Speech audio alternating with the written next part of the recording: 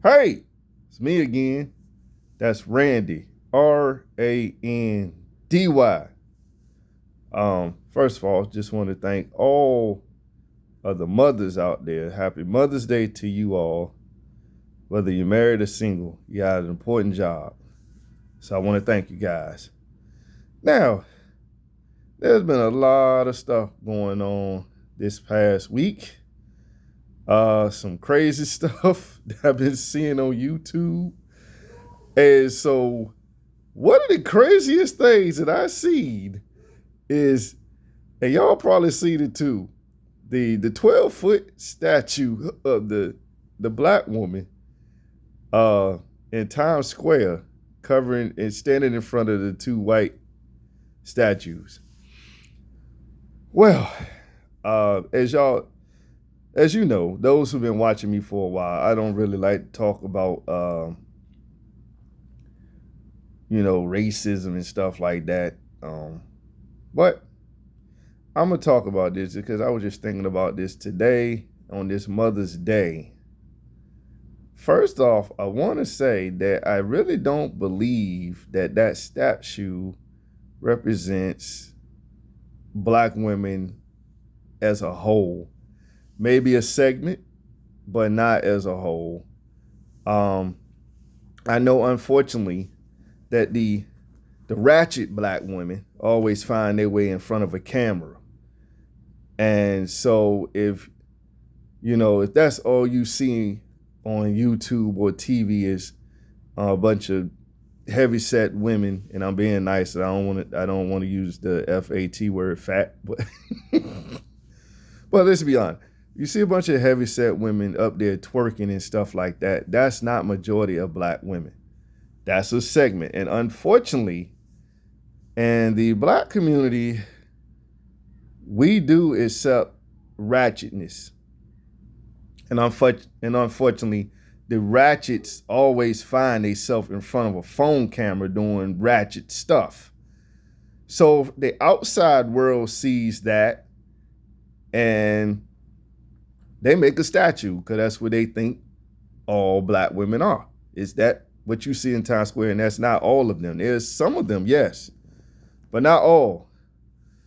And so I don't want to say we just because I'm black, my people are those who do the will of the Lord. So like Jesus said, my mother and my father are those who do the will of the Father or do the will of God. He said, he didn't say the will of the Father. He said those who do the will of God are my mother, my father, my sister, and my brother. And that's how I view it. Just because we're the same skin color does not make you my brother or my sister. Those who do the will of God are my sister and my brother. Okay? So I don't want to use the word we. What I will say is the black community, black American community, we got to stop supporting ratchetness. And then maybe the other races would have a little more respect for us, or them, I should say. And the reason I say that is because, and I had this conversation with one of my brothers a while back, because he kind of got upset with me because I was like, this is when the Black Lives Matter thing was going on and the George Floyd thing just happened. And I forgot exactly what I said to trigger him, but he said, you learned that in church or something like that. And I was telling him, I said, well, the truth is, man, if black folks don't have respect for one another, we kill each other in a alarming number. How can we then turn to white folks or any other folks and say, you must respect us, when we don't demand that respect out of people who look like us? So that's what I told him, and it's true. That one of the reasons why the Jewish community is so respected, because they respect one another, and they will. You don't hear about Jewish people just murdering each other in the street. and things like that, like they're Black American people, and they get a lot of laws and stuff passed because they united, they stick together. Not every single Jew sticks together, because there is a division between the Orthodox Jew, or the Jew who believes that Jesus Christ is Messiah. There's a division, and then you got your secular Jew. So there's a division in their community too. But other than that, you don't hear them killing one another, and you don't see them. And when something happens to the Jewish communities, they stand up and fight against it. They don't put up with ratchetness in their community like we do ours. Um, Same thing with some white folks. They don't put up with a ratchetness. They call what the trailer park trash or white trash or whatever. They don't associate with that. They don't, and nor do they put it up as something to be celebrated like we do in the Black community. So, and we find this lady done by what I think they say he's French or something, the creator of this thing. He's probably, like a lot of foreigners, probably been watching YouTube and saw the ratchet videos and automatically thinks that's what all Black American women are, which is not true. I'm married to a Black woman, and she does not act like that, nor does she look like that. She may be that size, to be honest, but she doesn't act like that, and she's not ratchet. We don't tolerate ratchetness in my house. We don't teach our kids to be ratchet. We don't teach our kids to be victims. We don't teach our kids that if something doesn't go your way, it must be because you're Black. We don't teach our kids that. We teach our kids, according to what the Bible says, that they are more than conquerors, and they have the mind of Christ, and therefore they can do anything. And there's nothing impossible with God. That's what I teach my kids. My kids, as long as me and their mother have something to say about it, they will never be victims. We don't even tolerate that victim mindset. And so I learned this from my bishop, and he was saying that when he was growing up, his kids weren't allowed to use the word can't. He said, yes, you can. You just got to make a quality decision that you're going to do it, but you can do it. And I teach my kids the same thing, and it actually works. I know some people say that's harsh. What you mean they can't? Most people can do, but as long as they have the excuse that I can't, and then somebody says, well, that's all right, you ain't got to try, and they baby them up, they won't do. And it handicaps them. I don't handicap my kids. If there's something that they run into, I at least want them to try first before they say they can't do it. And I understand that there's some things that they may run into that they really may not be able to do, but at least try. Don't just automatically say you can't because you don't want to do it. So you think if you tell daddy, I can't, that he just going to back off. No, I'm going to be like, no, you can do it. At least try to do it. Let me see if you can do it or not. That's what I tell them. And so I would never forget, a while back, when my child was he was 5, my youngest child was 5 at the time. And he, ran up to the door and tried to open the car door. And 2 women were looking at me with this disgust in their face, like, why don't you help him open the door? And I looked back at them and I was like, I ain't say anything, but I just looked at them like, first of all, mind your business. I know what my son is able to do. He's able to open that door, and he wants to try to open it, so I'm gonna let him try to open it. And if he can't get it open, of course I go over there and help him. But see, that's the thing, man. People just they so used to being coddled. I don't coddle my kids. And I think that's what's wrong with our society, especially in the Black, brown communities. A lot of them are coddled, and then what you end up doing is breeding a bunch of ratchet people, because they know no matter what they do, there'll always be somebody that says, no. They don't know. They don't understand what they're doing. That's just what they do nowadays. They're young. They're young. Give them room to make. No, ratchetness has nothing to do with age. You just ratchet, and a lot of these people ain't had nobody put their foot in their behind and make them do right. That's what the problem is. Especially these young ladies twerking in the little spandex store or whatever. Man, if they had a strong man in their life or a strong father in their life, man, they wouldn't be out there like that. Man, I pray to God I don't catch my daughter out. They don't care if she grown or not. She getting the belt. And I don't care if y'all call me for child abuse or not, but my daughter ain't gonna be out there twerking in somebody's store. No, sir. No. And I know this is not, it's not Father's Day, it's Mother's Day, but the fathers need to raise up, man. First of all, if you're a father, you need to either try to work something out with your baby mama, or you need to marry your baby mama. That's what you need to do. But them children need you, man. I don't care if it's a male or female. I know some men have a tendency to fight harder for the boy child versus the girl child. No, that girl child needs you too, man. You see what the mess we dealing with because these young ladies ain't got no fathers.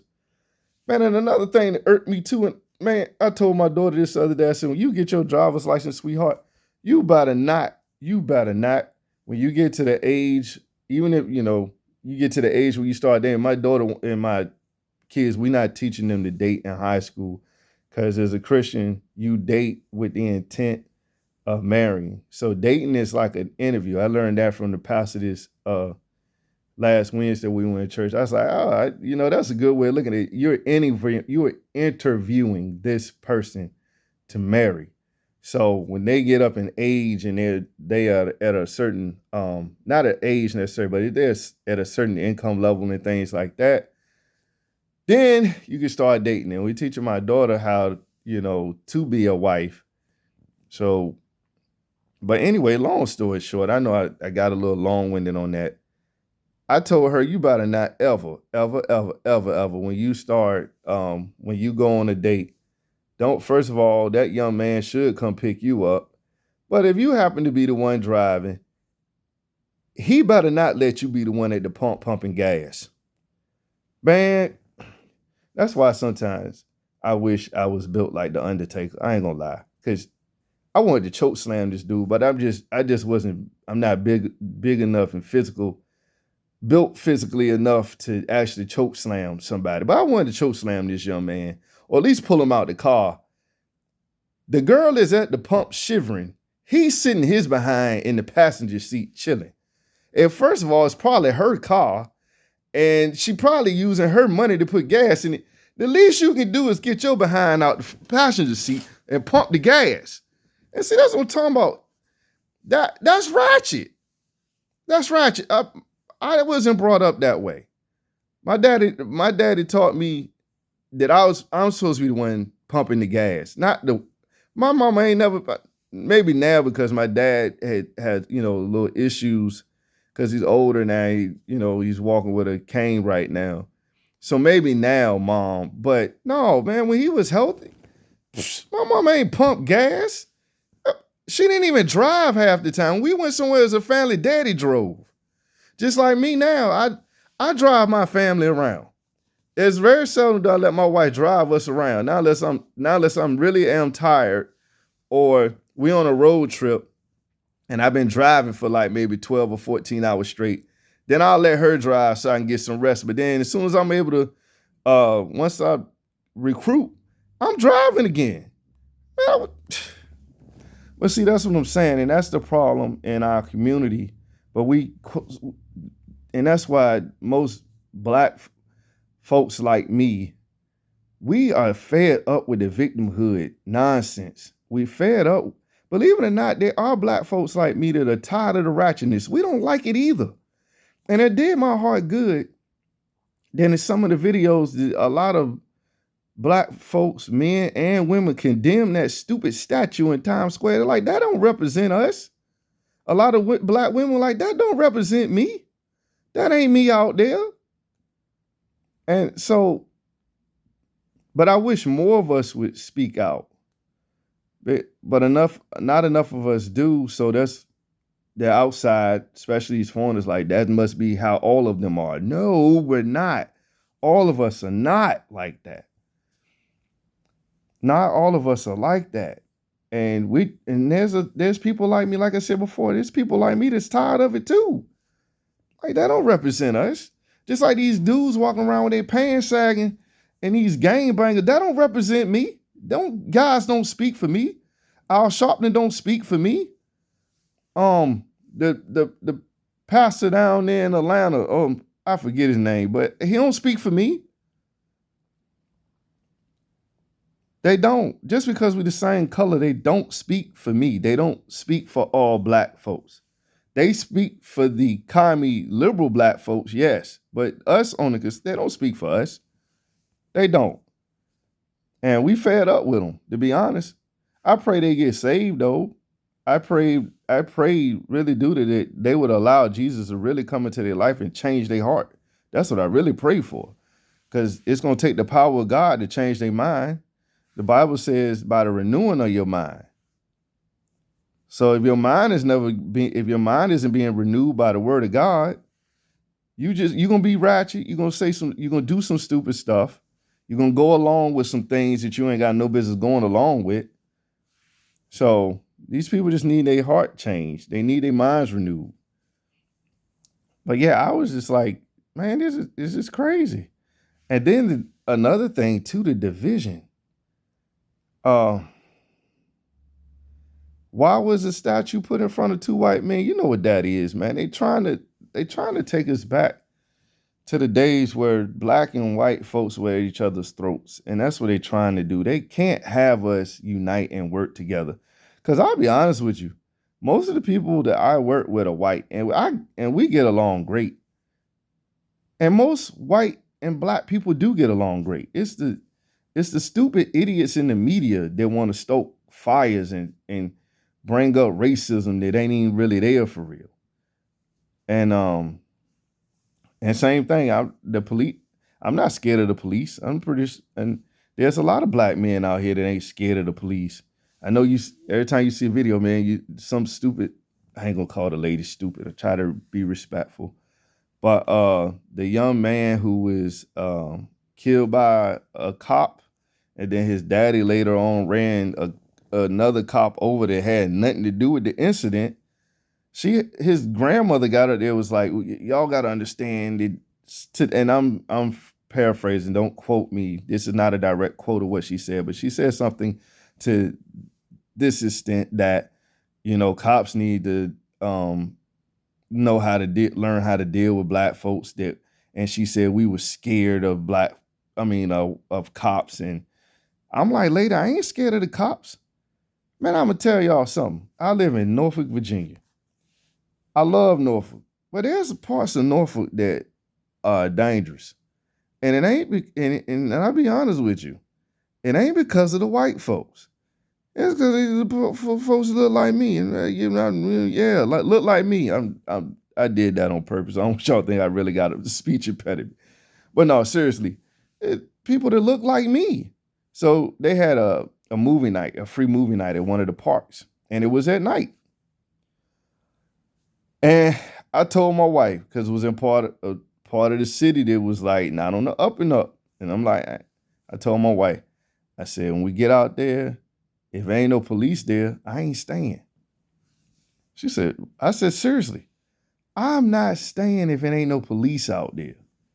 So when I got out there, praise God, there was some cops out there patrolling. So I said, all right, we safe now. I'm not afraid of the police. Actually, I'm glad the police are out here. I ain't got nothing to hide.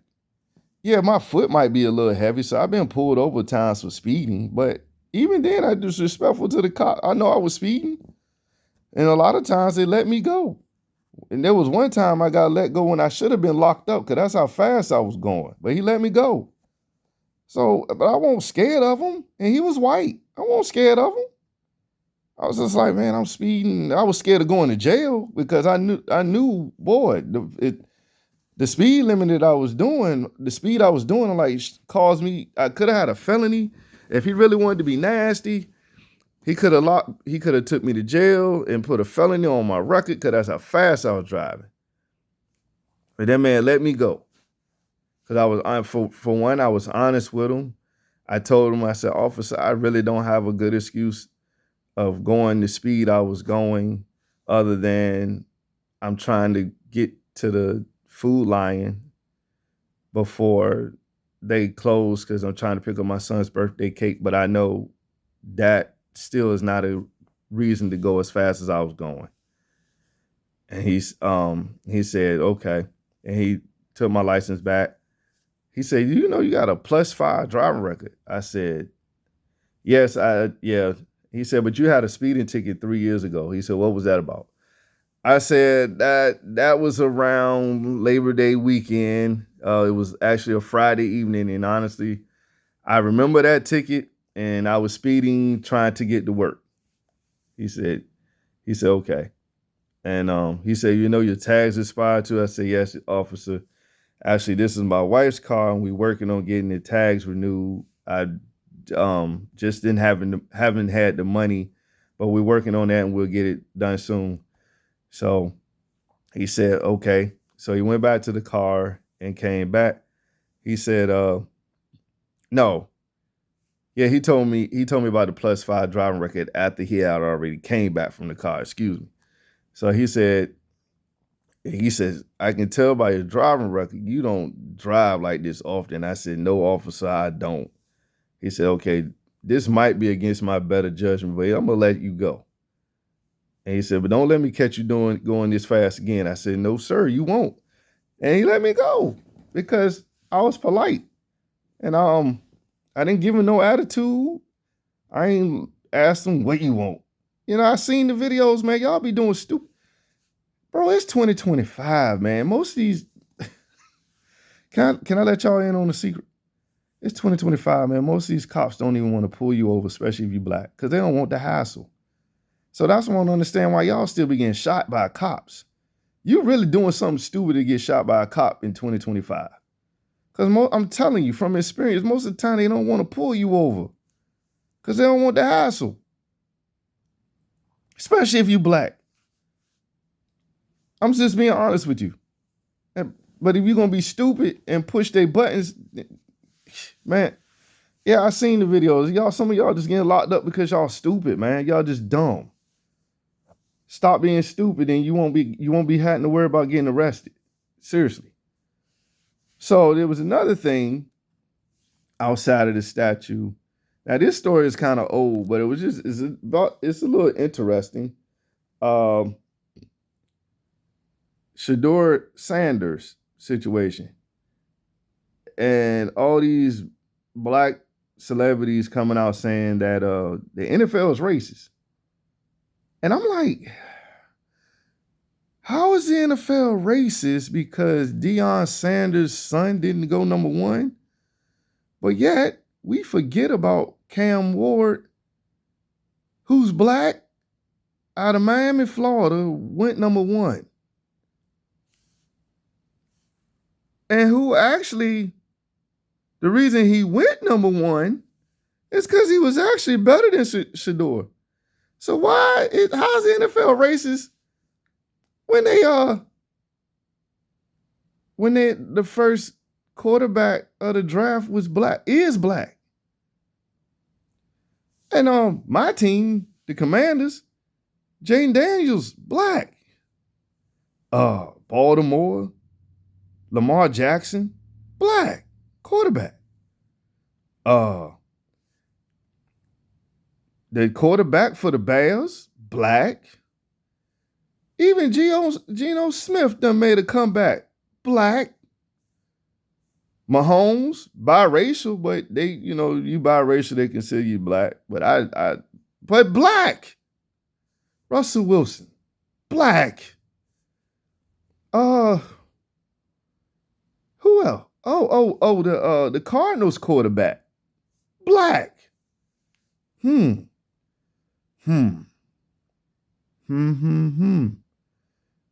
I ain't keep count, but that's a lot of blacks that I just named at quarterback. But the NFL's racist.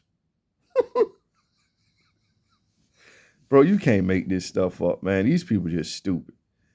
I just came to the conclusion these people are stupid. But see, that's what happens when you see everything through the lens of race. It makes you stupid. I mean, retarded. Just like, dude. I'm sorry. I didn't mean to use that R word.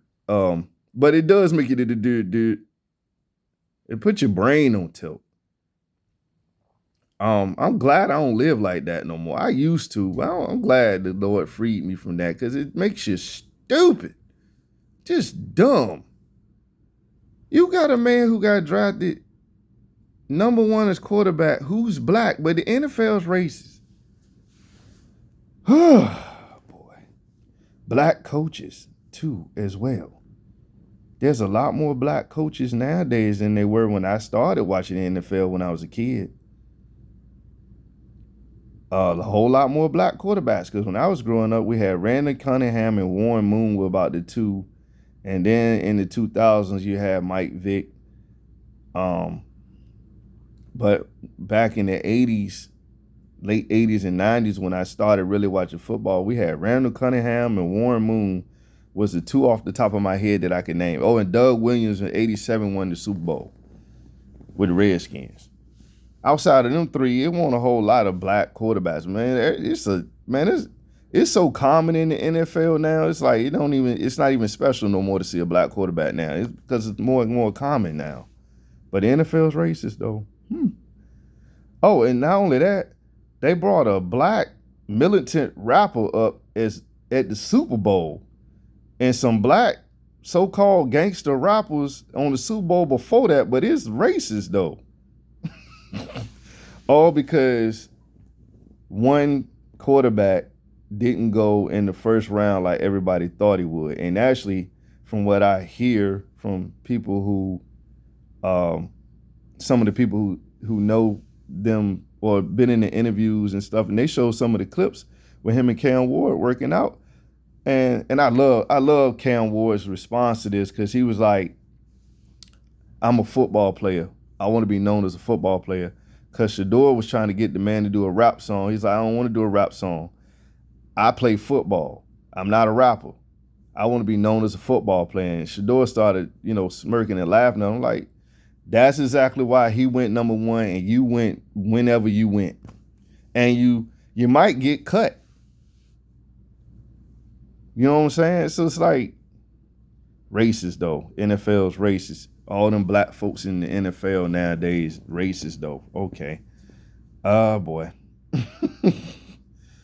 And another thing, I saw another video where Kenya Martin told Nick Young to shut the F up. Like, what is going on, man? Some of this stuff, man, I think is playing. Because we all know that ratings go up when drama happens. Like, for instance, me, and I'm not bragging on myself. It's not like I'm the best podcaster YouTube or Rumble has ever seen. I'm not saying that. But I know for a fact, considering how ratchet our society is, if I started cussing in all my videos and doing some nasty stuff in my videos and saying every MF N word I wanted to say, I probably would get more views than what I get. Because you know what? That's just an indication of how messed up our society is. That there's still a bunch of people that don't like watching folks be clean, such as myself. People who can actually have a conversation without using the N-word every 2 seconds or saying MF every 2 seconds or the F word every 2 seconds. I ain't trying to put nobody down because I used to cuss like that because it was a habit. But I've been delivered from that. But it's a shame that people can do some of the stupidest stuff, like these prank videos and stuff like that. Some of them funny, but man, y'all send yourselves up to get seriously hurt. Because everybody ain't with the pranking, man. Stop being stupid. But they get views. They get likes. Some of these people have become very, very, very, very famous just being stupid. That's my son Ben. Say hi to the people, Benjamin. Hello. But yeah, they give so many views to just being stupid. So yeah, but I do believe if I was to say whatever out of my mouth, I could get more views. But anyway, that's all I had to say for the night. Just had to get some stuff off my chest. But one thing since it's Sunday, I want to leave y'all with something, especially if we really wanted to put an end to racism. All we got to do is simply do what the Bible tells us to do. Love thy neighbor such as yourself. That'll end racism right there. Hang on my other little. Y'all remember Sam? Remember the video me and Sam did together? Say hi to the people, Sam. Hi. All right. So, but yes, if we really wanted to, that scripture right there would end racism and all types of hell. I mean, all types of isms.